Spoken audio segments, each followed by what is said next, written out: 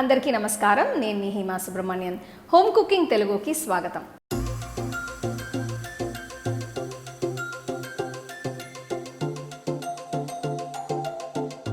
ఇవాళ నేను మీకు ఒక మంచి ఇంట్రెస్టింగ్ అయిన స్వీట్ రెసిపీ చేసి చూపించబోతున్నాను.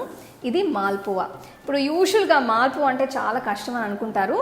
ఇవాళ నేను మీకు ఒక మంచి ఈజీ మెథడ్లో చూపించబోతున్నాను. ఇప్పుడు ఈ మాల్పువాని ఎలా చేయాలో చూద్దాం.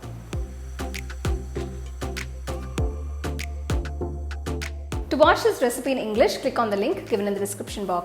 మీకు ఈ రెసిపీ నచ్చితే లైక్ చేసి షేర్ చేసి హోమ్ కుకింగ్ తెలుగు ఛానల్కి సబ్స్క్రైబ్ చేయండి. మర్చిపోకుండా బెల్ ఐకాన్ని క్లిక్ చేయండి. ముందుగా నేను 1 కప్ మైదా పిండిని ఒక బౌల్లో తీసుకుంటున్నాను. ఇందులో 3 టీ స్పూన్ల పచ్చి కోవా వేసుకోవాలి. ఈ రెండిటిని బాగా కలపాలి.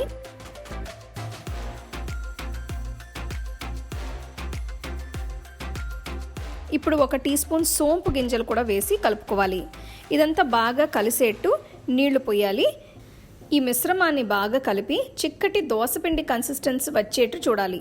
చూస్తున్నారు కదా, ఈ మిశ్రమం ఇంత థిక్గా ఉండాలి. బేకింగ్ పౌడర్ వేసి పిండిని పొంగించడం కంటే రాత్రంతా బయట పెట్టి పులియపెడితే న్యాచురల్గా టేస్ట్ చాలా బాగుంటుంది.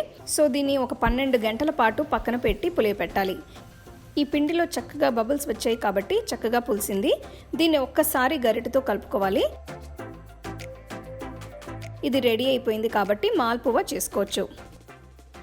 ఇప్పుడు పంచదార సిరప్ కోసం ఒక సాస్ ప్యాన్లో 1 కప్ నీళ్లు 1 కప్ పంచదార వేసి మరిగించాలి. పంచదార కరిగిన తర్వాత 2-3 టీ స్పూన్ల పాలు పోసి వేస్ట్ని తీసేయాలి. ఇలా పైన వచ్చిన తెట్టుని తీసేస్తే సిరప్ చాలా క్లియర్గా ఉంటుంది. దీన్ని వడగట్టితే మెల్లిగా వేస్ట్ కూడా పోయి ఇది బాగుంటుంది. ఇప్పుడు సిరప్లో మంచి ఫ్లేవర్ కోసం కొద్దిగా యాలకుల పొడి వేస్తున్నాను. ఇప్పుడు ఒక ప్యాన్ తీసుకుని సరిపడా నూనె పోసి వేడి చేయాలి. ఒక గరిటెతో పిండి తీసుకుని చిన్న చిన్న దోసలలాగా ఇలా కొద్దిగా మందంగా వేసుకోవాలి. ఇది 2 వైపులా వేగిన తర్వాత ప్యాన్లో నుంచి తీసి పంచదార సిరప్లో వేయాలి. సిరప్లో 2 నిమిషాలు ఉంచి ప్లేట్లోకి తీసుకోవచ్చు. వీటిపైన రబ్డీ వేసి తరిగిన పిస్తా పప్పులో కొంచెం కుంకుమ పువ్వు వేసి గార్నిష్ చేసుకోవాలి. దీన్ని వెంటనే సర్వ్ చేసుకుంటే చాలా టేస్టీగా చాలా బాగుంటుంది.